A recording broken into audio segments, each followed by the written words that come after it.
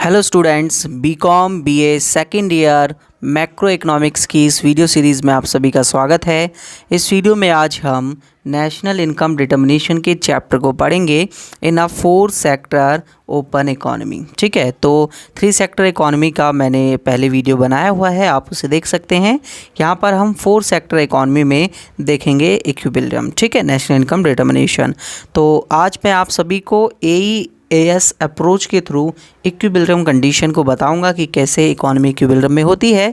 फिर इसके बाद हम सेविंग और इन्वेस्टमेंट के अप्रोच को भी देखेंगे। फिर इसके बाद हम जो है वो इस चैप्टर को आगे स्टार्ट करेंगे। Net export function, export import function की वीडियो आएगी, फिर नेट एक्सपोर्ट फंक्शन की वीडियो आएगी। क्लियर दोस्तों? और फिर मैं आपको कुछ न्यूमेरिकल क्वेश्चंस कराऊंगा, मैथमेटिकल इक्वेशंस को डिराइव करना बताऊंगा। ठीक है, तो बेसिकली पूरा पार्ट जो है वो चैप्टर को मैं इस तरीके से कराने वाला हूँ, आपको मैंने बता दिया है। ये वीडियो हिंदी और इंग्लिश दोनों में रहने वाली है, लैंग्वेजेस में, तो दोनों मीडियम के स्टूडेंट्स बड़े आराम से इस वीडियो को देख सकते हैं। तो चलिए दोस्तों, टाइम वेस्ट ना करते हुए हम स्टार्ट करते हैं। दोस्तों, आप सभी को पता होगा कि जो हमारे पास AE और AS है और 4 सेक्टर इकोनॉमी है, तो किस तरीके से हमको लिखना है। देखिए, जब हम बात करते हैं अपने एग्रीगेट एक्सपेंडिचर की, यानी कि हमारा कुल व्यय, जिसे हम AE शॉर्ट में लिखते हैं, AE इक्वल्स टू होता है हमारे पास C यानी कंजम्पशन, उपभोग व्यय, प्लस इन्वेस्टमेंट एक्सपेंडिचर यानी कि निवेश व्यय, प्लस G यानी कि government expenditure, plus export minus import यानी कि निर्यात माइनस आयात। जिसको आप क्या लिखते हैं, इसको आप NX भी लिखते हैं, यानी कि नेट एक्सपोर्ट। ठीक है, क्लियर फ्रेंड्स? यहाँ तक आप सभी को समझ में आया होगा, यानी कि शुद्ध निर्यात। मैं हिंदी और इंग्लिश दोनों में आप सभी को बताऊंगा। अब देखिए, आगे चलते हैं। अब जब हम AS की बात करते हैं, यानी कि जो हमारे पास AS कर्व होता है, तो आपको पता है AS को आप लोग Y भी लिखते हैं, AS को आप लोग Y भी लिखते हैं। याद होगा जब आप 2 सेक्टर इकोनॉमी का मॉडल पढ़ रहे थे, तो आपने वहाँ पर Y को क्या लिखा था? आपने 2 सेक्टर इकोनॉमी के मॉडल में Y को लिखा था C+S, लिखा था ना। यहाँ पे भी मैं लिखते चलता हूँ C+S। ठीक है, फिर इसके बाद जब आपके पास 3 सेक्टर इकोनॉमी का मॉडल आया, तो आपने इसमें T और जोड़ दिया। ठीक है, मतलब आपने कहा कि इनकम को हम कंजम्पशन पे खर्च कर सकते हैं और उसको या तो सेव कर सकते हैं, जब 2 सेक्टर इकोनॉमी मॉडल था। लेकिन जब हमने इसको 3 सेक्टर्स में ऐड किया, मतलब गवर्नमेंट भी ऐड किया, तो हमें पता चला कि गवर्नमेंट हमसे टैक्स लेती है, गवर्नमेंट हमसे टैक्स लेती है। तो अब इस इनकम में से हमें T यानी कि टैक्स भी देना पड़ेगा। T यहाँ पर क्या होता था? टैक्स होता था। क्लियर दोस्तों? अब 4 सेक्टर इकोनॉमी आ गया। 4 सेक्टर इकोनॉमी आ गया तो यहाँ पर एक्सपोर्ट और इंपोर्ट होता है। अब आपसे एक क्वेश्चन अराइज करता हूँ मैं, आप उसे ध्यान से समझिएगा। एक्सपोर्ट या इंपोर्ट, इन दोनों में से कौन सी या किस पर हम अपनी इनकम को खर्च करते हैं? जल्दी से जल्दी जवाब सोचिए। अगर मेरे से आपका जवाब मैच कर रहा है तो समझिए आप कॉन्सेप्ट को समझ रहे हैं। एक्सपोर्ट हमारी इनकम का पार्ट नहीं है, उससे इनकम हमें रिसीव होती है। इंपोर्ट हमारी इनकम का पार्ट है, मतलब हम अपनी इनकम में से इंपोर्ट पर खर्चा करते हैं। इसलिए यहाँ पर इसमें क्या जुड़ जाएगा? M जुड़ जाएगा जब हम 4 सेक्टर इकोनॉमी का मॉडल पढ़ेंगे।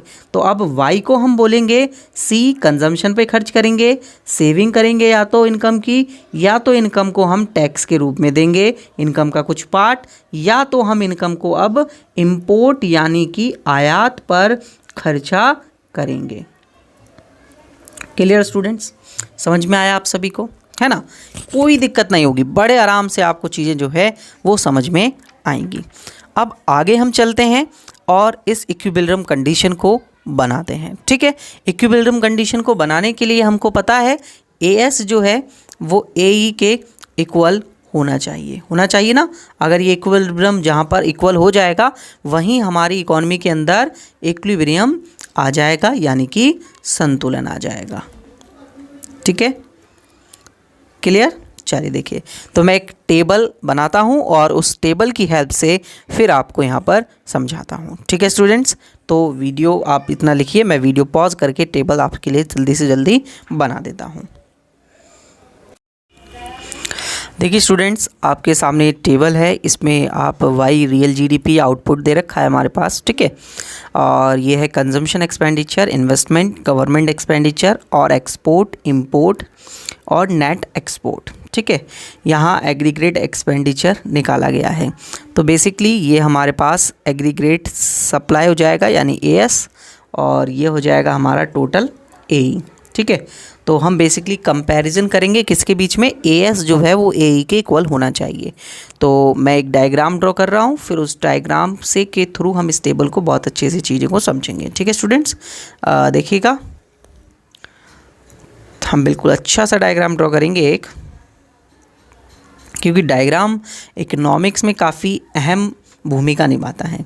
यहाँ हम रियल जीडीपी के लेवल को दिखाएंगे, ठीक है, यानी कि वाई को दिखाएंगे हम यहाँ पर, और यहाँ पर हमारे पास ए रहने वाला है, एग्रीगेट एक्सपेंडिचर्स, ठीक है, यानी कि समग्र व्यय। अब हम कलर चेंज करके अपने कर्व्स को जो है वो ड्रॉ कर लेते हैं। तो आप सभी को पता है कि ये आपका जो लाइन है आउटपुट वाला वाई लाइन, वो एक स्ट्रेट लाइन होता है जो कि ऊपर की ओर जाएगा और ओरिजिन पॉइंट से 45 डिग्री का एंगल बनाता है, ठीक है। ये आप सभी को पता होना चाहिए। देखिए, ये मैंने बनाया, ये यहाँ से ओरिजिन पॉइंट से 45 डिग्री का एंगल बनाएगा। तो ये हमारे लिए हो गया हमारी एएस लाइन, या हम इसको वाई लाइन भी बोलेंगे। Clear students. अब देखिए आगे, अब हम अपना एक ए कर्व ड्रॉ करेंगे जैसे हम बाकी मॉडल्स में ड्रॉ करते थे, ठीक है। तो मैं इसको एक रेड कलर से ड्रॉ कर देता हूँ। ये रहा हमारे पास एक हमारा ए कर्व,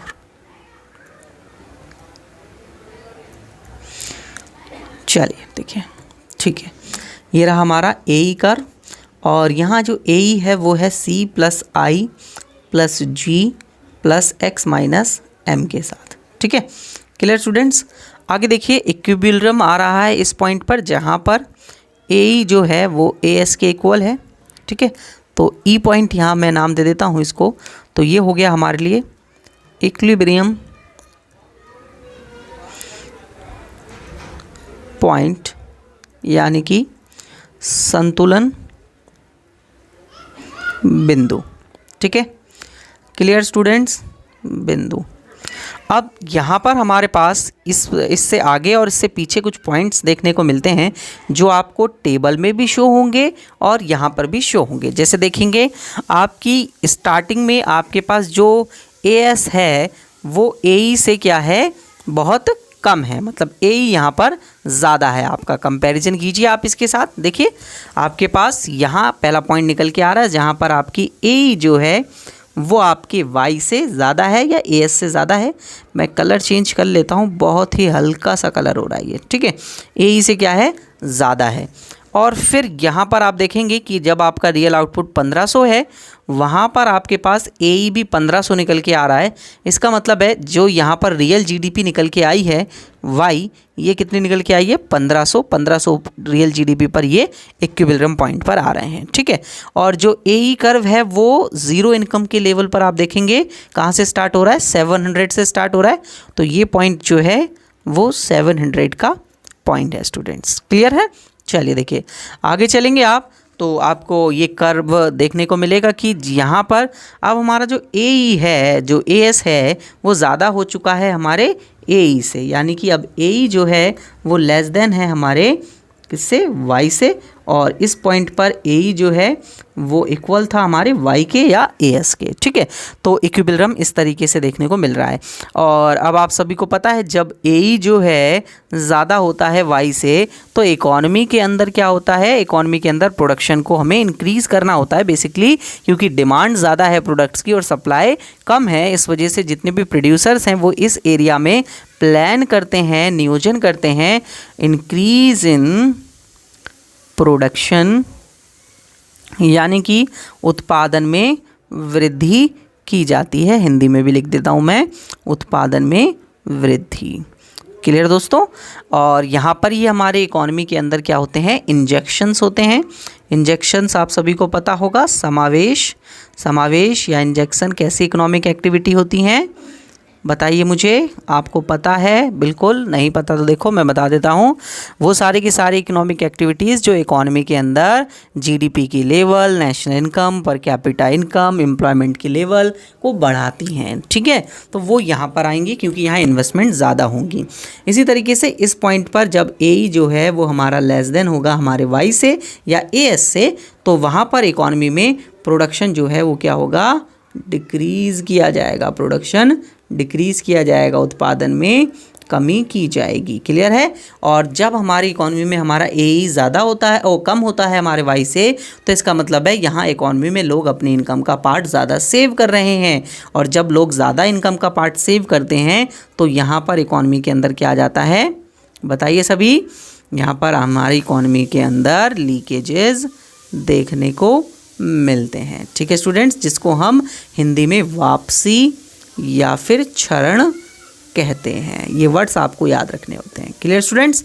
तो ये है बेसिकली 4 सेक्टरल इकोनॉमी का AEAS मॉडल अप्रोच, ठीक है, जहां मैंने AE और AS के थ्रू आप सभी को यहाँ पर समझाया। ठीक है स्टूडेंट्स, अब मैं आप सभी को बता देता हूँ ये सभी लेक्चर्स जो मैं यहाँ पर आप सभी को दे रहा हूँ, ये सारे के सारे लेक्चर्स आपको मेरी एक एप्लीकेशन है अध्ययन क्लासेस के नाम से, उस अध्ययन क्लासेस के ऐप पर आपको सारे वीडियोस लेक्चर मेरे चैनल के मिल जाते हैं, जो कि आपके लिए काफ़ी बेनिफिशियल रहते हैं। ज़्यादा इन्फॉर्मेशन के लिए आप मुझे इस नंबर पर कांटेक्ट कर सकते हैं, मैं आपको सारे के सारे वीडियो लेक्चर्स प्रोवाइड करा दूंगा। ठीक है स्टूडेंट्स, अगर वीडियो अच्छी लगी हो तो वीडियो को ज़रूर ज़्यादा से ज़्यादा लाइक करें। नेक्स्ट क्लासेस के बाद जो आएगी उसमें हम सेविंग एंड इन्वेस्टमेंट अप्रोच को देखेंगे कि सेविंग और इन्वेस्टमेंट अप्रोच के थ्रू इक्विलिब्रियम कैसे होता है हमारी 4 इकोनॉमी इक्विलिब्रियम में, 4 इकोनॉमिक सेक्टर इकोनॉमी में। ठीक है, क्लियर है? और इकोनॉमी की जो हमारे पास ये जो इक्विलिब्रियम आया है उसकी जो कंडीशन होगी मैथमेटिकली, वो भी हम नेक्स्ट इसके बाद डिराइव करेंगे। ठीक है स्टूडेंट्स, तो नेक्स्ट पार्ट में मिलते हैं हम सभी। वीडियो अच्छी लगी हो तो ज़रूर से ज़्यादा लाइक करें और सभी दोस्तों के साथ ज़रूर शेयर करें। और अगर आपका कोई सुझाव या कोई कुछ डाउट है तो आप मुझे कमेंट करके मुझसे पूछ सकते हैं। ठीक है दोस्तों, चलिए नेक्स्ट वीडियो में मिलते हैं।